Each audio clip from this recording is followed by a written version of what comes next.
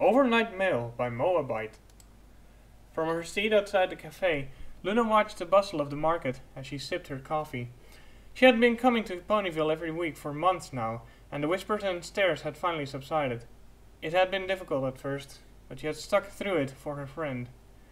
Derby returned to her table with 2 plates of cake. This place has a great carrot cake, Says Derpy, putting one of the plates in front of Luna. Here, try some. The two made small talk between mouthfuls.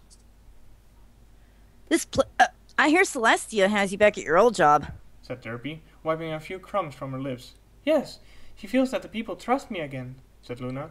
I'm really glad to be back at doing what I do best. It's been difficult without anything to occupy myself with when I'm not here. That's great, Said Derpy. Is it any different this time around? Luna shook her head sadly. No, it's the same as it ever was. Ponies just don't appreciate my night. They spend the whole time sleeping through it, Oh, Luna. said Derpy. A lot of people don't like their jobs. I like yours. I like it because it gets me out of the house. It doesn't mean I'm appreciated for my work. The only time people notice me is when I'm late delivering a package they're expecting. I suppose if I'm not appreciated, it just means I'm doing my job right.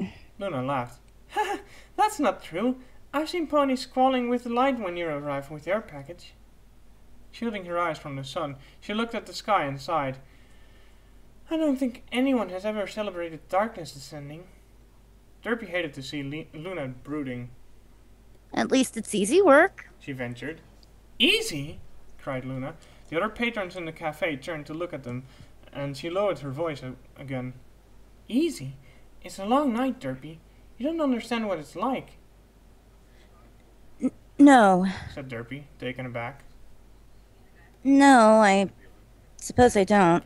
Luna smiled as an idea occurred to her. I know. Let's swap jobs. Eh? Derpy could only stare at her in disbelief. No, really, said Luna. Just for one day. I'll do the mail and you raise the moon. Derpy laughed nervously. Luna? I don't have any powers. I certainly couldn't raise the whole moon. I'll lend you the powers you need. Come on, Derpy, just one day. Derpy considered the offer.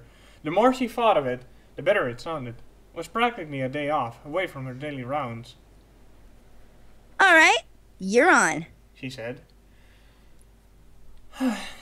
What have I gotten myself into?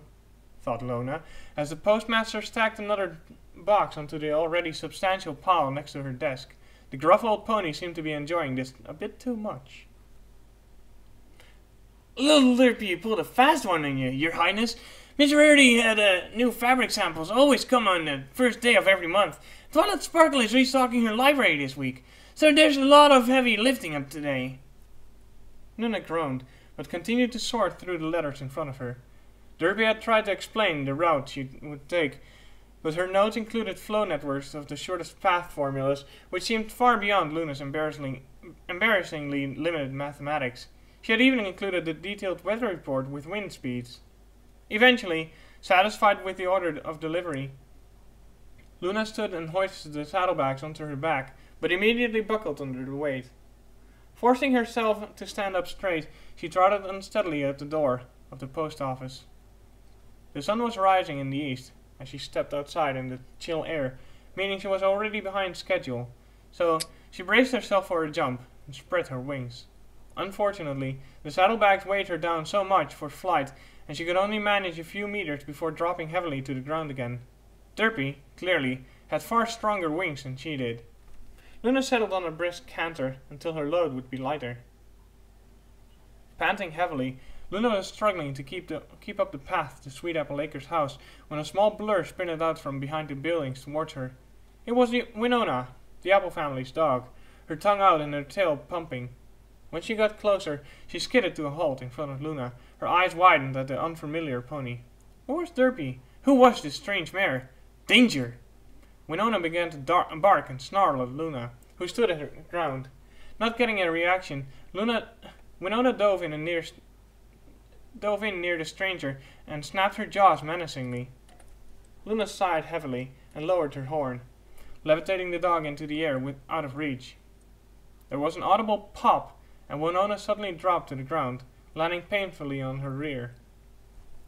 Luna had a brief moment to regret lending quite so much of her depleted power to Derpy before Winona stood up and turned furious eyes towards her. Big MacIntosh, still groggy from rising so early, opened the front door to see what all the commotion was about. He watched in disbelief as the royal Princess Luna ran screaming towards him with a livid dog snapping at her heels. "Winona! Stop! Sit!" he bellowed, running into the yard. The dog, hearing the urgent tone in her master's voice, slowed down and drooped her ears, coming to a stop in the middle of the trail. Luna, meanwhile, barreled past Big MacIntosh into the fenced yard, where she slumped onto the dirt path, looking about for any further dangers, but mostly hoping her lungs wouldn't collapse. "Oh no! Oh, miss, are you alright?" babbled a huge red stallion leaning over her. "I'm so sorry. She's normally such a good dog." "What?" breathed Luna. I didn't catch that, miss." "What?" she repeated. Her tongue felt like sandpaper now. "What? Oh, water! Right away." Luna buckled over and lay gasping in the dirt as Big MacIntosh ran inside for water.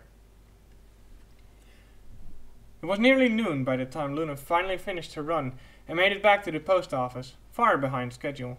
The postmaster had gone home, but she found he had left a lettuce and tomato sandwich on her desk. It was soggy by now, but she devoured it hungrily. Her back was still aching, and her knees felt like jelly, but there was still the stack of parcels to be delivered. Fortunately, both Rarity's boutique and Twilight's library weren't far from here. She used one of Derpy's harnesses to fasten the 2 boxes of books to her back. She had to tighten the straps considerably. Derpy must be a bit bigger than Luna, but you certainly couldn't tell by the way she carried herself about town. She was sagged at the shoulder, as if she was worried about taking up too much space. Luna was testing the balance of the harness when the first drops of rain spattered from the skylight above. It rapidly became a torrent, beating down on the small building. Luna opened the front door, and she was immediately struck by a gale strong enough to ground any Pegasus. She closed the door again and leaned against it. Remembering Derpy's weather schedule, she finished it out of the debris on her desk and traced a hoof down the timeline. Noon to 2 p.m. Downpour, it said. Derpy had highlighted it in green marker and written beside it,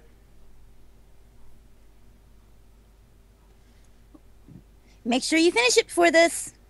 Luna moaned and planted her chin on the desk. She knew she couldn't stall any longer. She was already behind schedule with the packages, and her friend's reputation was at stake. What was it she had said? "The only time ponies notice me is when I'm late," muttered Luna. She grabbed a waterproof coat from the rack next to the door and flung it over her shoulders. She struggled to make it cover the packages as well, before remembering that there were special bags that she could use to protect them. Of course, that meant she had to take the coat and harness off again and redo it all over. She screamed at the empty office in frustration. It was 6 o'clock when Luna limped exhaustedly down the path to the Derpy's house. She rapped on the door until the grey-coated mare opened it. "Hi, Luna," she said cheerfully. "Come in. How was your day?" Muttering inaudibly, Luna trudged down through the hall in Derpy's lounge. She swayed unsteadily in front of the couch before turning to her friend. "I'm commandeering the sofa in the name of the royal family." She was asleep before she even hit the cushions. Derpy wrapped a blanket over Luna's shoulders before sneaking out the front door and taking flight for Canterlot. "What have I gotten myself into?" muttered Derpy, shifting uncomfortably. She had been led up the stairs in the middle of the castle's vast courtroom and placed on one of the 2 mahogany thrones. Beside her sat Princess Celestia, and below them a crowd of guards, scholars, and onlookers had gathered to watch the spectacle. She felt like an insect next to the princess, whose presence seemed to fill up the room. Luna had explained the situation to her sister and eventually gotten her consent, but Derpy worried that she disapproved of the scheme. The crowd watched her with piercing eyes as she unraveled Luna's scroll and waited for Celestia to lower the sun beneath the horizon. Her cue came when the last rays of light dipped out of view, and she began to read the arcane text from the scroll, which glowed with a violet hue. Several times she sputtered and had to reread sections before the scroll started to flicker as panic set in. She couldn't imagine the consequences as she fouled this up, and the fear only made it worse for reading the spell. "Dear," said a voice. Derpy looked up to find Celestia smiling kindly at her. "you're doing fine. Keep going. I'm here if anything goes wrong." Comforted, Derpy finished the scroll and breathed a sigh of relief as the moon hove into view, filling the chamber with silver light. "Very good." said Celestia, rising from her throne and gesturing for the assembly to leave. "Keep an eye on the kingdom until I return. If you need me, the guards will know where to find me." Thank you, Princess. said Derpy, bowing low. "Good night, then. Oh, and Derpy, Yes, Princess? thank you for everything you've done for my sister. She speaks very highly of you. I don't think I've ever seen her so happy when she sets out to Ponyville to see you." Derpy blushed. She's a beloved friend, Princess. Perhaps the first true friend I've ever had. Celestia smiled again and left, leaving only a few of her royal guards behind who took their positions at the door. Derpy fished out a notebook from her saddlebags. Luna's instructions had been complicated, so she had taken a lot of notes, written in the back of her old geography notebook. She flipped past a poorly written essay on the flora and fauna of the Everfree Forest to Luna's direction of remote viewing. She memorized the steps again and settled back into the throne. She closed her eyes and tried to visualize the moon. At first, she saw the familiar face of the mare in the moon, and she had tried to remind herself that it looked different now. Slowly, she drew a detailed image of the moon in her mind and moved on to the next step. Concentrating, she felt herself rising slowly from the throne and ascended into the image, merging herself with it. She opened her eyes and gasped. Below her stretched all of Equestria, dimly lit by the silvery light. As she watched, clouds flowed over the darkened forest, lights twinkled in the cities, and she caught a glimpse of her pearly reflection in the vast lake. Derpy had often flown high above Ponyville in the dark, but nothing compared to this. Beside her, a field of stars stretched into infinity, unmarred by the glare of the lights in the ground. She could see how Luna would be proud of her design. After a while, Derpy remembered her duties and composed herself. She was the kingdom's watcher for tonight, and she needed to be vigilant. She focused her vision on the populace below. She had been stargazing for some time, it seemed, and since most ponies had retired to their home and were preparing for bed. As she watched, lights were being extinguished in the bedrooms all over the land. Then, the prayers started. Derpy was never one for praying, but her mother had taken a lot of comfort in speaking to Celestia through prayer. She would give thanks for a good meal, or praise the princess for a fortuitous event. Derpy realized now that these were only prayers her mother spoke aloud during the day. At night, curled up in bed, ponies stared into the darkness and reflected on their lives. Often, it seems, they didn't like what they saw. Prayers to Luna begged for a safe haven for the night, for a better day tomorrow, for change, for someone to hear their problems. As Derpy listened, the prayers rose into a cacophony. She tried to focus on the familiar, but even then the pleas she heard drowned out her own thoughts. Silverspoon was afraid of the dark, but her parents insisted on turning out the lights. She flinched at every imagined figure in the shadows and buried her head under the covers, weeping and begging for protection. Romana ran her hoof through her mane, with the filly sleeping on her flank, and looked at the clock. Barry was late returning home again. Through tears, she prayed that her lover wouldn't spend the night drunk in a ditch again. She and their daughter worried about her so much. Applejack stared at the ceiling of her bedroom and tried to relax. but her mind drifted again to the family budget. The farm provided enough food for them all, but profits were slim this year. She couldn't face telling Granny Smith that she would have to put up with a constant ache of her hip for another month, or Applebloom that she couldn't afford the dollhouse she wanted so much for her birthday. They all worked so hard. Wasn't it only right that they had the happiness they deserved? Spike turned restlessly in his bed, his thoughts constantly returning to the image of his mother. He missed her so much, he thought his heart would break. Couldn't he see her again? Eventually, the prayer slowed down and stopped as ponies drifted off to sleep. But Derpy reeled with the sheer sorrow and fear that had been directed at her. Is this really what Luna did every night? Drying her eyes, she settled in for the long, lonely hours ahead.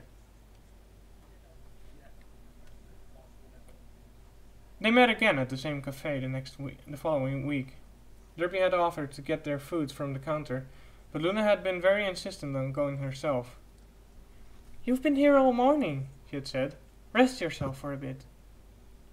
Luna returned with a bottle of red wine and seated herself across the table from Derpy.